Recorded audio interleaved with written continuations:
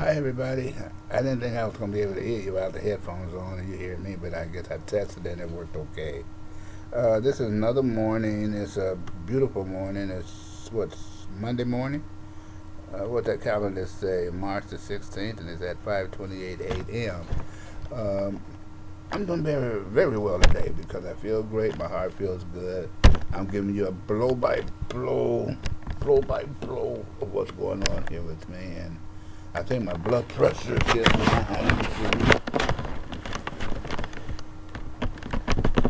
112 over 69. That's as low as I ever had a blood pressure. I'm ready to go. I mean, I washed up. I feel great. I don't feel like coughing or anything. I feel my lungs is clear. I guess I mostly was nervous because of the transition that was about to go down.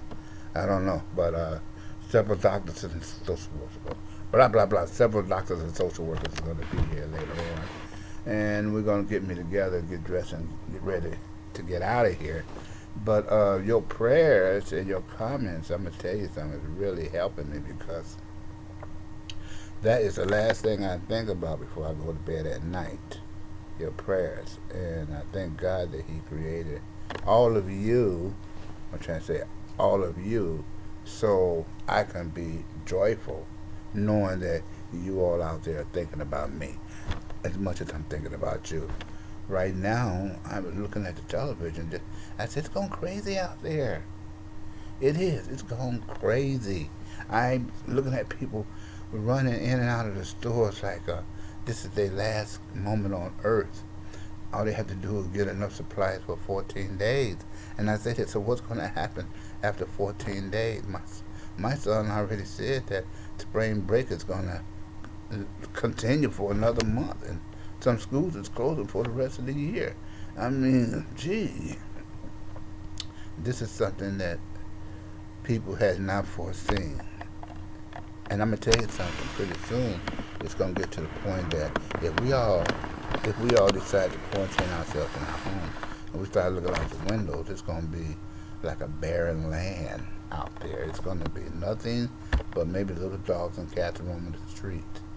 If they're out there, you got to make sure that police don't be out there when you try to run out there and get them because they're gonna be kind of strict. You don't want them to do what they do with ISIS. ISIS catch a Mexican family that just doing what we're doing, just having a good time with their family, and bam, somebody in the family is being placed under handcuffs for no reason at all and separated from his or her family. You got to remember that if it can happen to them, it can happen to you.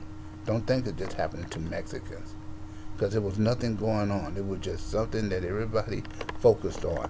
ISIS this, ISIS that, the wall, the wall, the wall. Everybody would focus on all this negativity. And all these people and my people and your people and other people out there trying to do is raise their families. That's it. We're the one that's allowing all this to happen, separating our families and kids place in areas that you can't even find your kids. You don't see us storming down the streets and let these kids go. You don't see it. We just bury our heads in the snow or in the ground like an ostrich, afraid. This is what we do. But then it takes something like a catastrophic event. Not everybody don't care about skin color. They don't care about the wall. They don't care about who's building the wall. They don't care about who's in their neighborhood, who's moving in their neighborhood, and the prices of their houses is going, the value of their houses is going to go down. All they care about is toilet paper. That's it. Got to have toilet paper. You see what I say? You follow me here? We're following some stuff that probably does not even exist. On the bigger agenda, I'm going to tell you something because I'm a conspiracy theorist. This is a rich man's game. It's about power.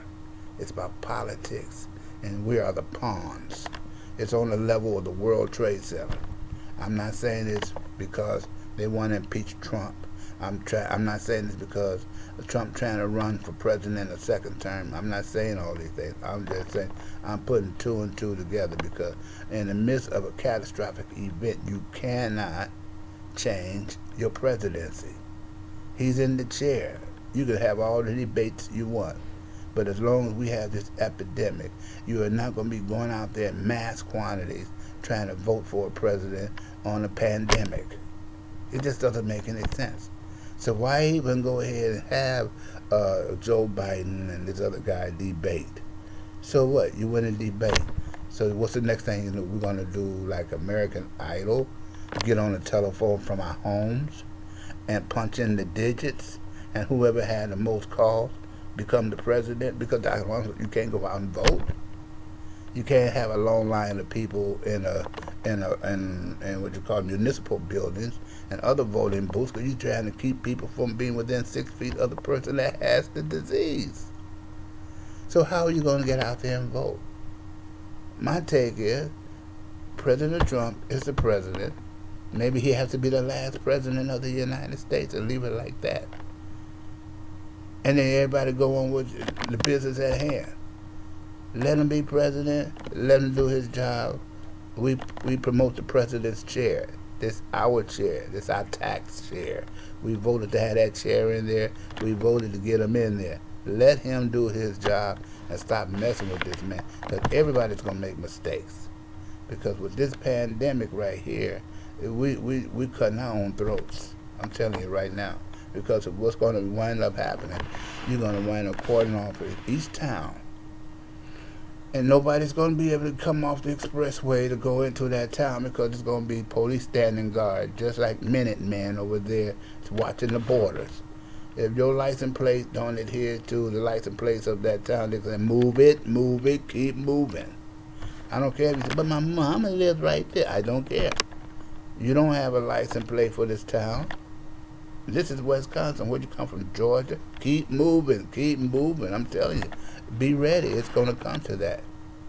That's why I say stay at home. Don't wander off, because if any one of you or your kids or anybody wander off from your home, you're going to get snatched. And they're going to place you in an area where you won't get a phone call, because sooner or later, the phone's just not going to work. Sooner or later, your credit card's going to say, speak to your financial institution. How can you speak to your financial institution if you can't go outside and drive up there? It's going to happen. It's like a chain reaction. It is. It's going to be like a chain reaction. You don't see the big picture yet. That you'll be in your house. You're going to run out of food sooner or later, but you're going to have to get outside. You cannot back people into a corner and let them starve themselves to death, or watch their kids starve to death. Because they're going to mosey on outside, and you try to go ahead and arrest them because they're outside, it's going to be a fight. Because I would not let my kids starve and cry, and you got a gun telling everybody to go back in the house, and we running out of food. It's going to come to that. If they don't get this act together, it's going to come to that.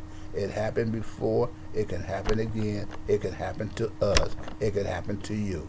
So I just want you to be aware. See, I'm sounding good now because I took my shower. I feel good. I'm getting ready to get out of here. I'm getting ready to go somewhere else over there and start fresh.